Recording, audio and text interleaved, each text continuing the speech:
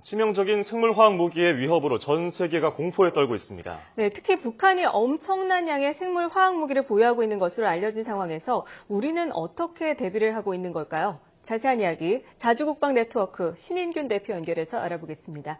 대표님 안녕하십니까? 네, 안녕하세요. 네, 먼저 이번 오산기지 탄저균 배달 사고부터 짚어보도록 하겠습니다.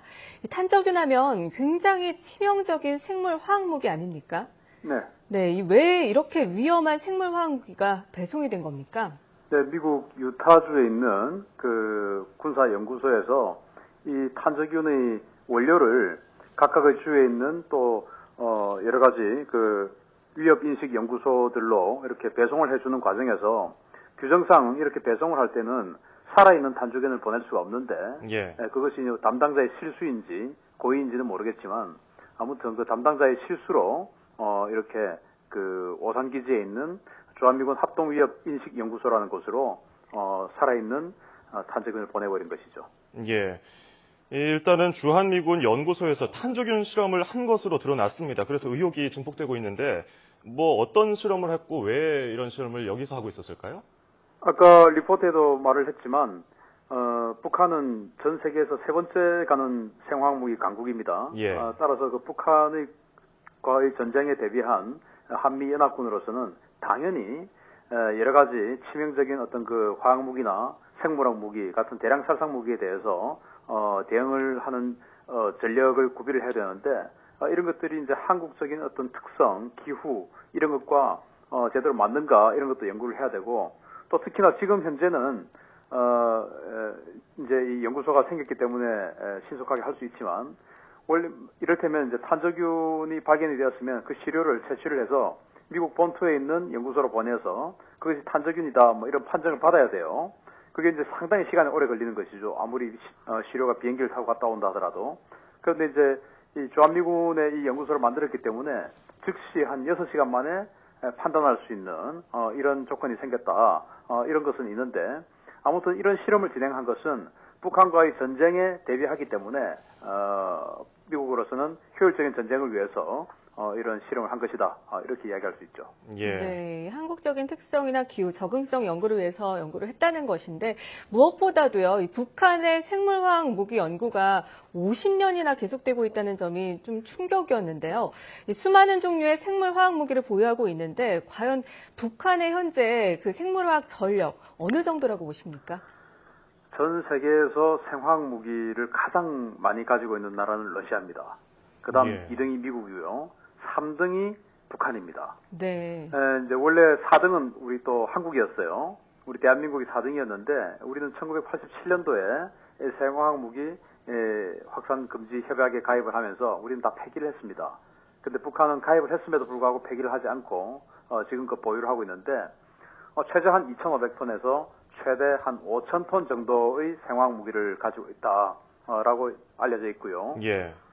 이렇다면 탄저균 100kg이면 아까 또 보도에 나왔지만 최대 한 300만 명 정도의 사람을 죽일 수 있다라고 나와 있지 않습니까? 이게 사실은 핵무기보다 더 무서운 거죠. 그렇죠. 이게 100kg에 300만 명 최대 살상을 할 수 있으니까 그거에 한 최대 50배가 있는 거 아닙니까, 북한에? 그렇습니다. 그러니까 지금 정말 한반도를 초토화시킬 수 있는 양인데 물론 상상하기도 싫습니다. 그리고 전례가 있기 때문에 간접적으로 얼마나 끔찍한 일인지 알고 있는데 만약에 전쟁 때 이 생물화학 무기가 어떤 식으로 사용됩니까? 2013년 8월 달에 그 시리아 정부군이 시민들을 향해서 박격포탄에다가 살인가스를 넣어가지고 박격포탄 5발을 발사를 했어요.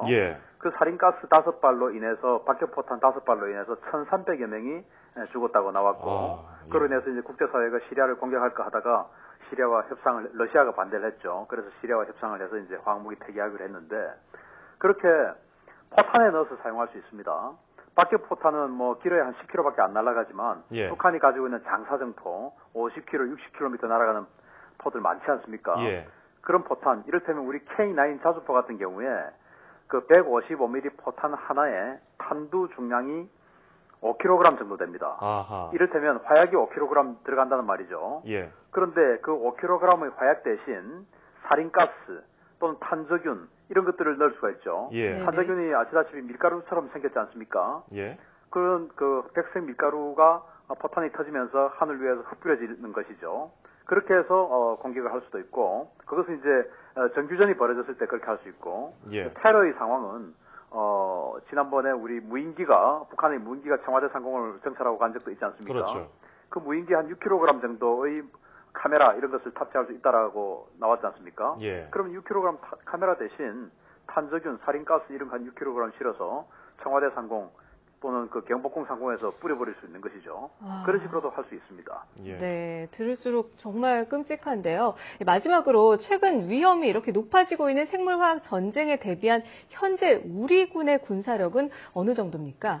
아주 초보적입니다. 우리 군이 즉 북한의 핵무기를 개발한 데 대해서는 뭐 십수조 원 또는 수십조 원의 돈을 투자해서 킬체인이다, MD다 이렇게 해서 핵무기를 막아낼 계획을 가지고 있는데 실제 시리아가 사용을 했음에도 불구하고 공격을 받지 않은 이 화학무기, 생물학 무기, 북한으로서는 한번 오판할 수도 있지 않겠습니까? 우리도 혹시 시리아처럼 공격 안 받을 수 있지 않을까? 예. 그런 이 화학무기, 생물학 무기에 대해서는 핵만큼의 치명성이 있음에도 불구하고 사실은 아주 초보적인 그런 전력이고, 이를테면 미군은 28,000명밖에 없지만 이런 연구소를 만들어서 연구를 하고 있는데 예. 우리는 국군 의무사령부가 있음에도 불구하고 이런 생화학무기에 대한 대응 연구는 하지 않고 있습니다. 예, 이 부분을 반드시 짚고 넘어가야 될 시점이 지금이라도 돼야 되지 않을까 생각을 해보겠습니다.